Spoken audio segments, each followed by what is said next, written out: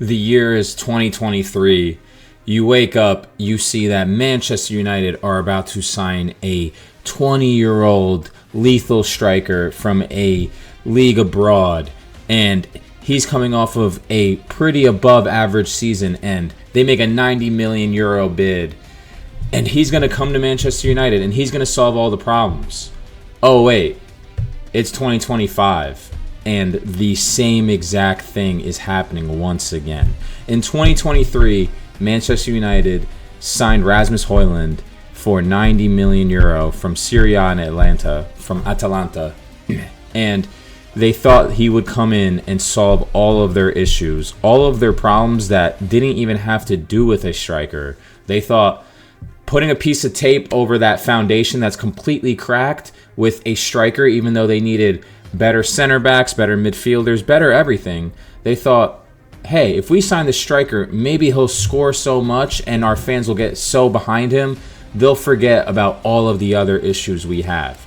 And how did that work out? Rasmus Højlund is a shell of himself, having terrible league campaign after terrible league campaign. Last year really even struggled to have any confidence of scoring.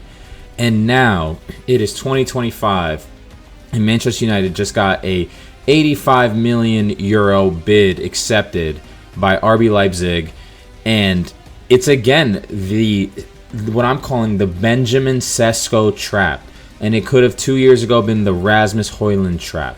Yes, are your fans going to get excited for a new striker? Of course, every fan base gets excited for a new striker.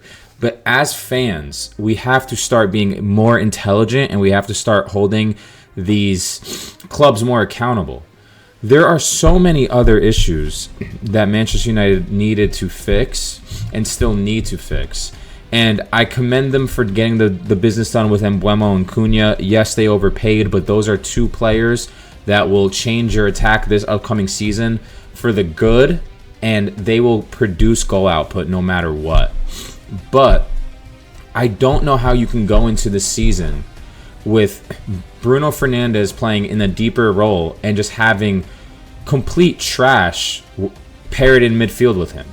We just saw them play 2 or 3 preseason games, and this most recent one, Kobe Mainoo was in midfield, and he just can't do it. He just cannot play the role that Ruben Amorim wants him to play on his own. He does not have the power. He does not have the defensive capabilities. Yes, is he great on the ball? Of course. But he doesn't have that overall power and that defensive dual winning mindset to play that role if Bruno Fernandes is going to be tucked in there with him.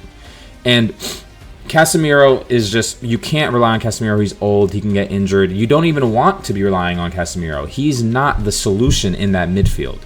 Ugarte has been playing somewhat better in preseason, but again, how much can you really put into preseason games? And when he was playing during the actual Prem season last year, he was pretty below average. So I don't know how you can go into these games and think, go into this transfer window, go into this upcoming season 2 weeks from now and think Benjamin Sesko is going to solve all of our problems. This guy who scored 13 goals last season, who was never a prolific goal scorer, is going to come in, this youthful guy, is going to solve all our problems. And let's just be completely honest.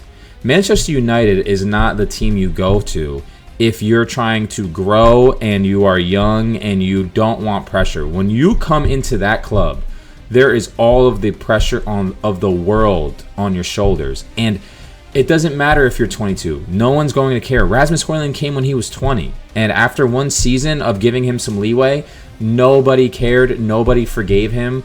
And they want him gone. You can't come here thinking, it's okay if I have 2 bad seasons. I'm learning and I'll progress and I'll get better. That is not what Manchester United fans need. And that is not what Manchester United fans want. I think buying Benjamin Sesko is irresponsible for his career.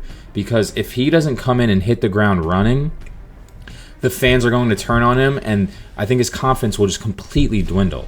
And how are you going to come in and hit the ground running when the setup behind you is completely lackluster? You have you're going to have two midfielders if Bruno Fernandes is not one of those two that drops in midfield for Manchester United. If he plays more of the attacking role, if Cunha sits out or Mbeumo sits out, you're going to have a midfield duo of what? Kobe Mainoo and Ugarte? You can't do anything with that. You are setting up your attackers for failure because you aren't going to be able to progress the ball in any meaningful way, to the point where now they're changing tactics to where De Ligt is now inverting into midfield as a center back, and it just doesn't work. You're not John Stones.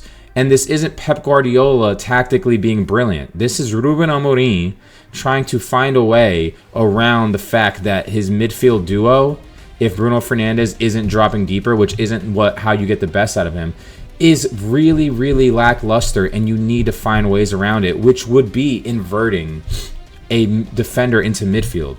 But I don't think it's going to work, and this is the trap. The trap is, hey, we had a bad season, and the fans are losing interest, and the fans are getting upset. How do we solve this? We bring in a striker who everyone will be excited for, and you can't bring in an Ollie Watkins because everyone knows what Ollie Watkins brings. He's a 29, 30-year-old who'll bring you 15 goals. That's not exciting enough. What you need is someone who scored 13 goals but has the physicality of a world-class player, physicality of a young prime Cristiano Ronaldo when you really look at Sesko and the things he does on the pitch physically. But it doesn't mean that'll equal goal output. But having that physicality, having that potential is what gets the fans excited. But the reality of it is Sesko won't solve these issues. Sesko can't do it alone, and even if he could, I don't think he has the ability to. He's just not that great of a player, at least not to this point. And I'm putting on the screen right now is a comparison between Rasmus Højlund when he was purchased by Manchester United, when he was still playing in the Serie A, and Benjamin Sesko from this last season at RB Leipzig. When you look at these charts, Rasmus Højlund was significantly better in his own league when he was purchased by Manchester United. Rasmus Højlund was the 88th percentile for non-penalty expected goals, the 92nd percentile for non-penalty XG. He was 85th percentile for non-penalty XG plus assist goals. He is literally, in terms of take-ons, the top 81%, touches 96%, progressive passes received 99th percentile. This is a striker, when you are looking at his stats, and when he was playing for Atalanta, the stats jumped out the page to you, and you were like, this is a surefire signing, and spending 90 million euro will solve all our other problems. Okay, we still have the midfield issues. We had more defender issues back then.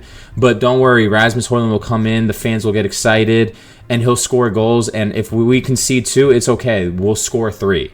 But look what happened. That didn't work. Those scenarios don't work. You bring in the world-class striker when everything else is already fully adjusted and fully put in place. Just like what Arsenal did. Just like what Manchester City did with Erling Haaland. You bring in that world-class striker when your back four is set up appropriately, when everyone in the back four knows what they're doing, you have a great defensive unit, when your midfield is set up appropriately, when you have an insanely well-balanced midfield, and when you have great wingers. Then you bring in your Victor Gyökeres. Then you bring in your Erling Haaland. You don't do it when you're lacking midfield solidarity and your defenders aren't amazing. You're lacking the spine. So how are you going to now progress the ball and play through the lines to give Benjamin Sesko even any opportunity? And look at Benjamin Sesko's stats from this last season. 69th percentile in non-penalty XG. In non-penalty goals. 50th percentile in non-penalty XG. The guy, when you look at his stats, are below average. He has worse stats than Rasmus Højlund did when Manchester United purchased him. Which is why I'm saying this is a trap. That money, unless you still have another 80 million euro to go spend on a great number 6 to pair in midfield with Bruno Fernandes, you are falling in to the Benjamin Sesko trap. You are falling into the sign a striker and get the fans excited because we need the fans to forget about last season. And if we bring in a super exciting forward, well, they'll forget about how we let them down last year. And we can hopefully just put some tape over these cracks of no midfield, of really lackluster center backs. And you know what? I think as fans, they need to start realizing, we need to start becoming more and more reasonable with ourselves and saying that isn't the solution. That is the solution next year after you sign a world-class 6 and maybe you get in some more wing backs and maybe you get in another attacking midfielder to back up Cunha and Buemo. Okay, now we go and we sign the world-class striker. But right now, it's just a trap. The only thing I do want to say about Sesko is I actually really admire him not going to Newcastle, saying, I'm going to bring Manchester United back to the levels that they have been his entire life growing up. I really respect players for doing that. But I think he's going into a lose-lose situation. Because if he comes in and he hits the ground running, I still think they'll tie and lose a lot of games because they're just not going to be able to... They're not going to be able to deal with the midfield. They're going to be overrun in midfield, and they're going to concede a lot of goals. And if he comes in and he doesn't hit the ground running, Manchester United is not the team and not the place where they're going to let you come in and be lackluster. They're not going to support you after 10 games of not scoring, or if after 10 games you score 2 goals. They want you to hit the ground running. They need you to. And if you don't, they're not going to support you, just like what happened with Rasmus Højlund. So let me know what you guys think. I think the Benjamin Sesko trap is happening again. Just like 2 years ago, it was the Rasmus Højlund trap.